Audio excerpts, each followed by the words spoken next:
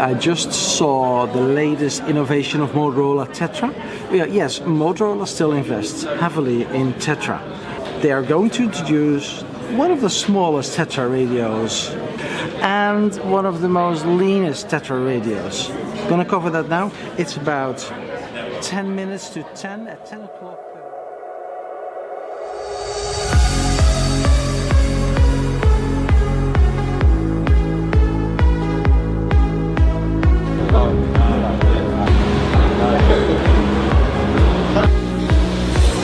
So Stuart, it's all great to talk about the device and to highlight the benefits of the device, but there's more, right?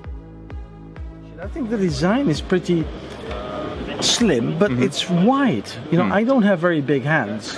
Why is it as wide as it is? Is there a reason for that? This is just the form factor that customers like. So it weighs less than 200 grams. It's the slimmest public safety radio that's on the market. So a lot of public safety officers are going to be wearing it it's up the here. slimmest. Exactly. And it fits easy in the pocket, Exactly. It fits easily in the pocket. If you have it worn on your belt, it's not going to get in the way.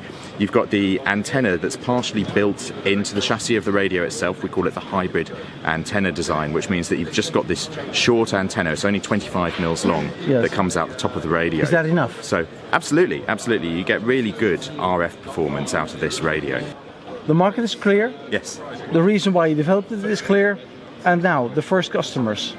Absolutely. You must have a launch customer, right? We do. We have a launch customer in Asia. The contract's not signed, so I'm not going to tell you who it is, but we do have a large public safety customer in Asia. It's public safety? We have a large public safety customer. A large public safety customer.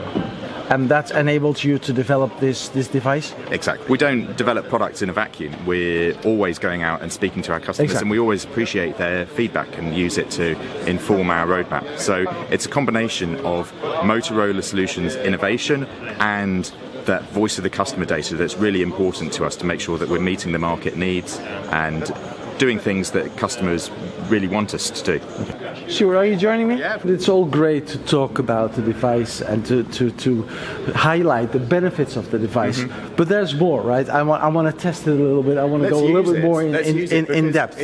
Let me test if this device is really as good as Motorola Solutions says it is.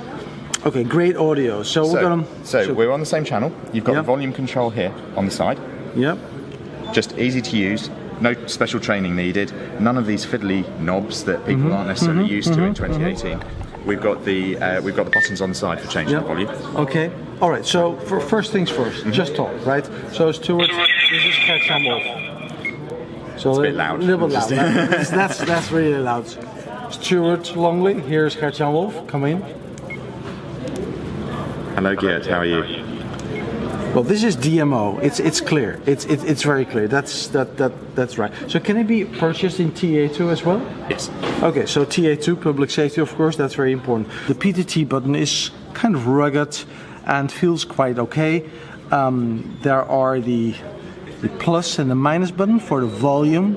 So that means that if you're wearing it on your belt, or if you're wearing it here and you can't actually see the screen, then you're still getting that audio feedback as to how loud the volume is. Okay. What is this shark fin doing here? That's for changing the torque group that you're on. This one over here? Yeah. Okay, this is, so it's not a knob anymore. It's a kind of a button, is it? It's a toggle selector. That's smart. As contacts, favorite toll groups, networks, BT set. What is BT settings? Bluetooth settings, of course. It's got built-in Bluetooth so that you can use audio accessories. Okay, so what strikes me is that it is a very slim device, as you said, but it's also easy to use. There's not that many buttons. Absolutely. And I don't like buttons on the radio, and I guess a lot of other public safety officers don't like the buttons on the radio, and they even don't use the buttons on the radio. And you're picking it up and using it without having had any training on this device, and that's one of the concepts behind it, is that we don't need to put people through complex training courses simply to pick up their radio and use it for their day-to-day tasks. It lets them focus on the tasks that are actually important to public safety officers rather than worrying about the controls on their radio. So let me see, and that's very important, how to quickly change the battery here from this device. So I click this to that side. I will take it off. There's this one over here.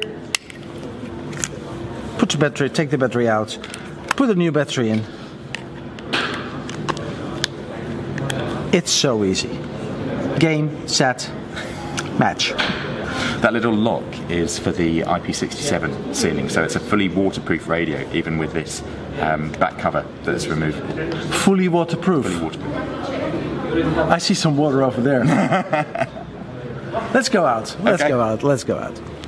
The only way to find out if this device is really as rugged as Motorola Solutions says is to do a drop test. And that's exactly what we're going to do right now. We're going to drop this radio onto the concrete floor over here. Stuart is going to take a look at it. I know a place, Stuart, where we can do the drop test. Okay, excellent. He doesn't know exactly where we're going to. But if I am standing there, yes, and I am hanging over, and I will coincidentally drop my radio, what happens then? Can't guarantee that we won't end up with a scratched. Let's just do it. Okay, let's let's do it. Come on. So we're gonna do a drop test of the ST7500 of Motorola Solutions, the latest radio, the latest innovation in TETRA. Not from 1.2 meters, not from 1.3 meters, not from 1.5 meters, from about, I would say, 3 meters height. Okay guys, are you ready? This is the height. Yeah, I'm gonna do it. Okay.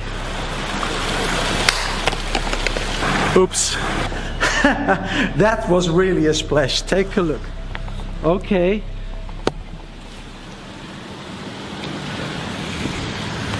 Okay, so let's put it on. Hello Stuart, how are you? Are you there? I am. Hey Stuart, will this be the last TETRA device Motorola is producing, you think? Absolutely not. No, I think there's still a big opportunity out there for TETRA to grow as a public safety technology. There's been lots of talk about broadband and how broadband's going to change the landscape of public safety, but people still need to talk to each other, and narrowband radio technologies, I believe, still have a future. So TETRA's a well-proven technology, widely used in public safety. There's lots of networks that already exist today where people have made huge capital investments and are continuing to invest in order to maintain their networks. So I think we'll be seeing TETRA devices, still new ones, coming onto the market for several years to come.